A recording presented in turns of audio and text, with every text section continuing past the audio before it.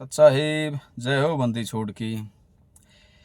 तो भाई स्रोत के साथ हाजिर हुआ हूँ। स्रोत है जीने की राह, और जिसमें दो सवाल जो आप लोगों के जहन में उत्पन्न करे गए कि संकल्प लेकर भक्ति करने से या संकल्प लेने से मोक्ष होगा, और दूसरा है कि पति पत्नी से भाई बहन बनने से मोक्ष होगा।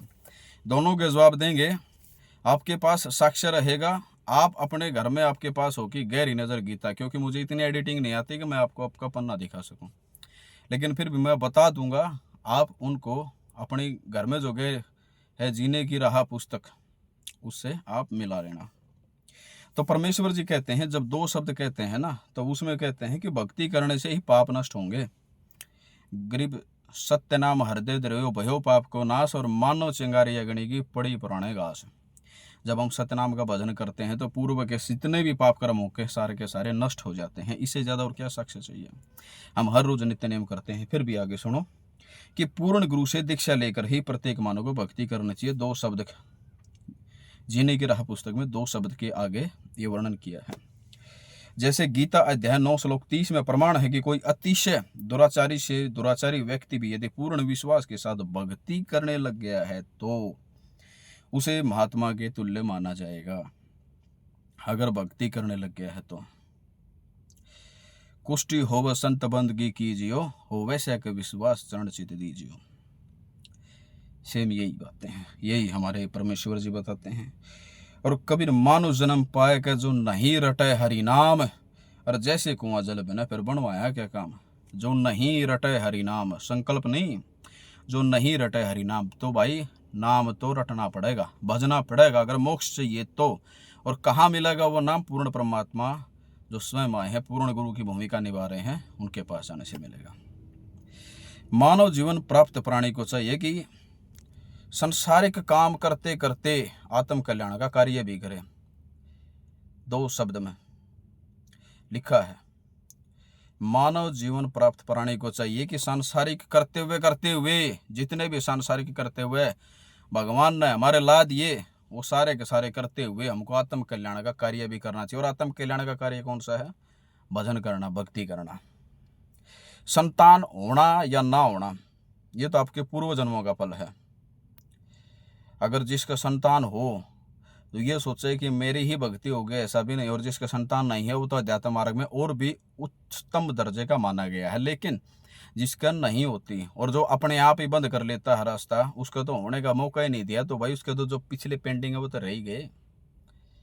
कहते हैं कि बिना उपदेश अचंभ है, क्यों जीवित है प्राण, और भक्ति बिना का ठोड़ है, ये नर नहीं पाषाण। ये पत्थर हैं जो ये कहते हैं कि भाई नाम बचने की आवश्यकता नहीं है। अरे बिना उपदेश के आप जिंदा ही किस लिए हैं? कबीर परमेश्वर जी कहते हैं कि आगम निगम को खोज ले बुद्धि विवेक विचार, और उदय अस्त का राम नाम, उदय अस्त का राज मिले तो भी न नाम बेगार। कि भाई अपनी अगली पछली विचार लो। और जो आप विवेक विवेक कहते हो ना, विवेक नहीं है, वो चातुर्य है। चतुर आदमी हो तुम, जो विवेक तो लगाते नहीं हो। विवेक न तो थामना खत्म कर दिया विवेक तो। उसमें कहते हैं कि उदय अस्त का राज मिला तो बिना नाम बेगार, बिना नाम के तो बेगार है। बेगार मतलब व्यर्थ है। और आप संकल्प करने से भगवान मिल जाएगा, तो भगवान के यहाँ आने की आवश्यकता क्या पड़ी। आगे का आ गया पेज नंबर 24 पे, सुरत निरत मन तथा श्वास पर ध्यान रखकर नाम को स्मरण करने की विधि का वर्णन किया गया है पेज 24 पर। और जिसके बल पर ही सतलोक जाया जा सकता है, सुरत निरत मन और श्वास पर ध्यान रखकर स्मरण करने का, भजन करने का। और बिना नाम के आप क्या भजन करोगे भाई, बताओ मेरे को। ये हो गया संकल्प वाले का जवाब। अब दूसरा सुन लो कि भाई ये कहते हैं जो पति पत्नी के अंदर बीच का जो सांसारिक करते हो उसको ये गलत ठहराते हैं।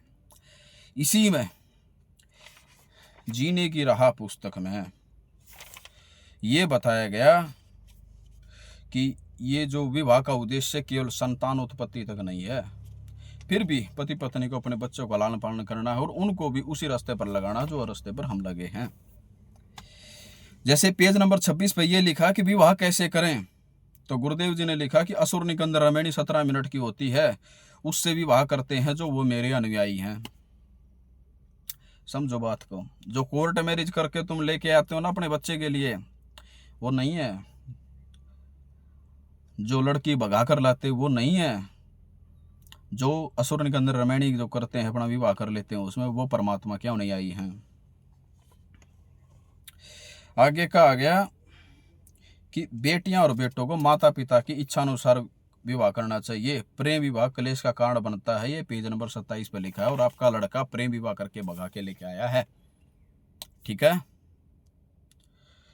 और यदि परमात्मा जी कहते हैं पेज नंबर 28 पर, यदि किसी का प्रेम संबंध अगर बन भी जाता है तो समाज की मर्यादा भंग नहीं होनी चाहिए और अपने माता पिता की इज्जत करते हुए वो मामले को सुलझाने की कोशिश करें। और अगर कहीं न कहीं मर्यादा अगर टूट रही है तो आप उस प्रेम के रिश्ते को ख़त्म कर दें और तुरंत भगवान के चरणों में क्षमा याचना करें। यही कहा गया है। मर्यादा बहुत ज़रूरी है जिसको हम तोड़ नहीं सकते। और पेज नंबर 29 पे, जीने की राह पुस्तक पेज नंबर 29 पे लिखा कि विवाह करना अच्छी बात है। क्यों? क्योंकि विवाह के पश्चात ही तो जो क्रिया होती है उसके पश्चात ही तो किसी को मानव शरीर मिलता है, किसी आत्मा को। और इस मानव शरीर इतना अनमोल है कि इसमें भक्ति करके परमात्मा को पाया जा सकता है। तो हम एक आत्मा को भक्ति करने के लिए जो आवश्यक चीज़ है शरीर, वो प्रदान करने में अपना सहयोग कर रहे हैं, ठीक है। पेज नंबर 29 पर लिखा है कि जो विवाह का ही वरदान है, जो मानव शरीर जो मिलता है, पेज नंबर 29 पर लिखा वरदान। और पेज नंबर 32 पर लिखा है कि कोई कर्ज उतारने के लिए पिता पुत्र पत्नी माता पिता भाई बहन आदि के रूप में जन्म लेता है।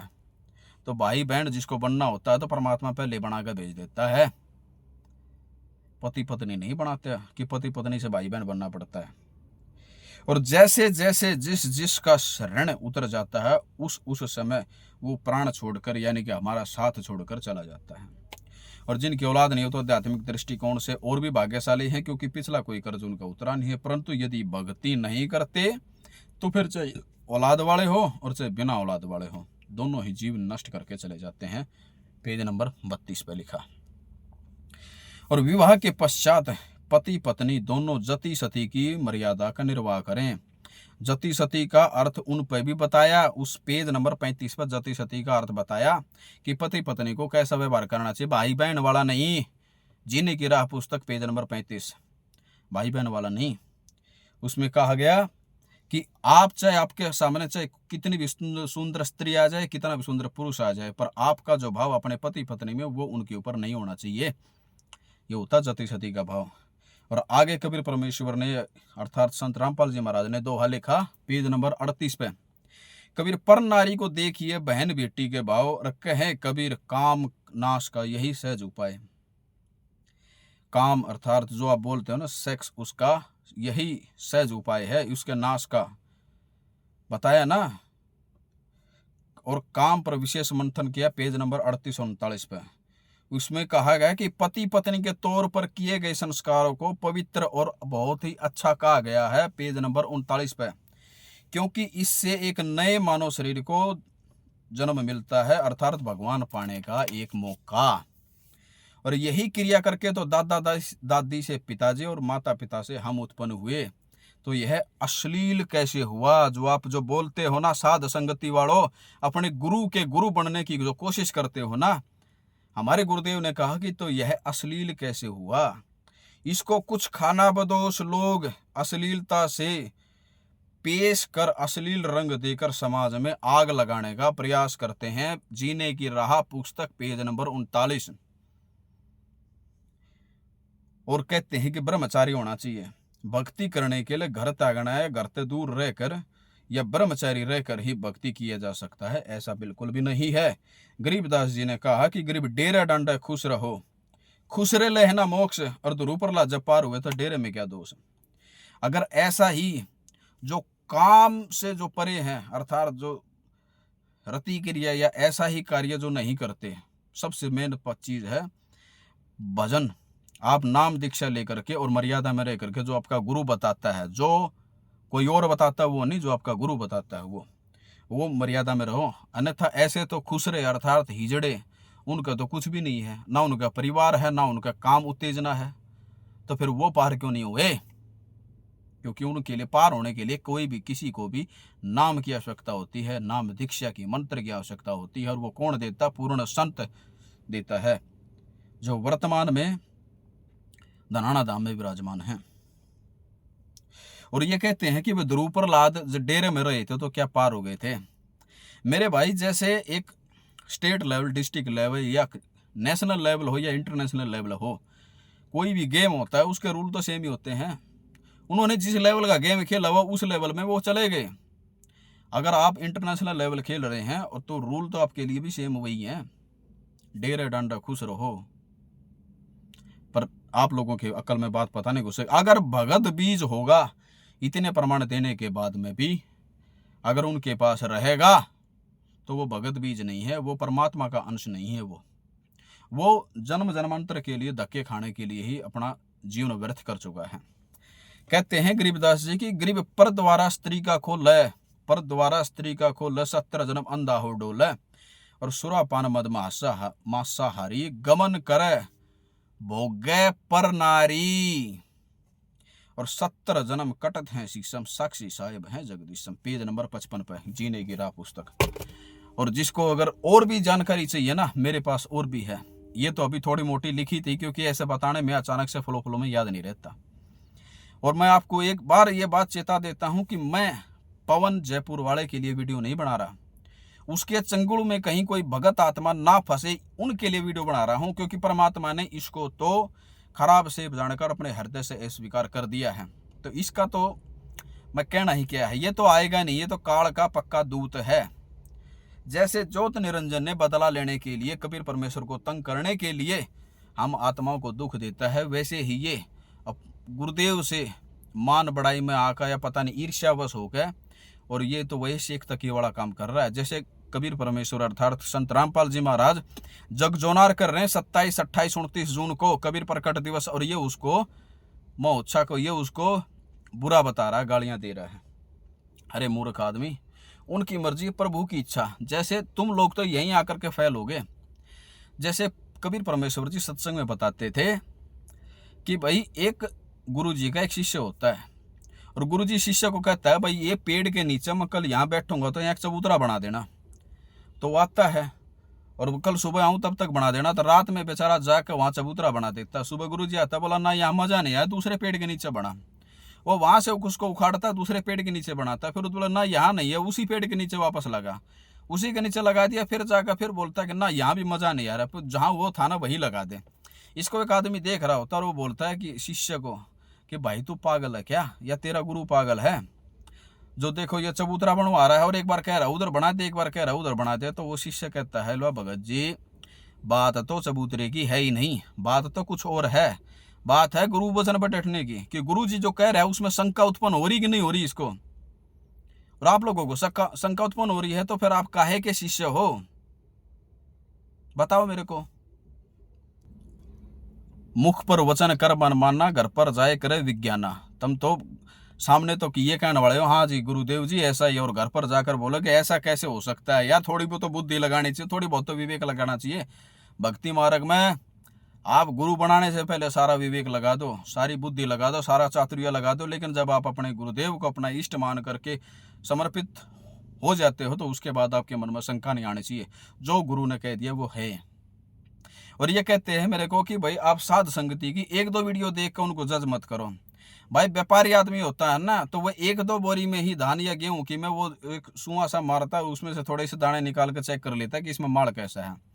तो वो माल ये दिखा दिया इन लोगों ने। और ये कहते हैं, कुछ लोग कहते हैं कमेंट में कि भाई हमने नाम तो नहीं ले रखा, लेकिन 5 साल से गुरुदेव के सत्संग सुन रहे हैं, और सत्संगों के आधार से पवन जयपुर वाला अच्छी वीडियो बनाता है, वो सही बनाता है। अरे मूर्ख आत्मा, अगर तूने सत्संग सुना होता तो तू नाम ही ले लेता, दीक्षा ही ले लेता। अगर तेरे सत्संग का अमल होता, 5 साल तक जो भगत सत्संग सुन ले जो आदमी, और वो नाम दीक्षा नहीं ले, ऐसा हो ही नहीं सकता। तो आप समझो और अपने जीवन को बचाओ और परमेश्वर के चरणों में जाओ। अरे देखो जगत वाले बच्चों को बुला रहे हैं, लॉलीपॉप का लालच देकर जैसे बच्चे को स्कूल भेजते हैं वैसे, और फिर वो बच्चे भी पक्के हो जाएंगे। लेकिन तुम मूर्ख, तुमको सारा का सारा ज्ञान समझा दिया, फिर भी तुम अपना न्यारा पंथ खोलने की चालाकी में हो। पछताओगे एक दिन, पछताना होगा। बोला आज 6 दिन पाछे गए सतगुरु से किया ना हेत, और अब पछतावा क्या करे जब चिड़िया चुग गई खेत। अब जब चिड़िया चुग जाएगी खेत तब पछताते रहना। ठीक है भाई, बाकी जो इन तो बच सकता हो बच लियो भाई। सत साहेब जय हो बंदी छोड़ की।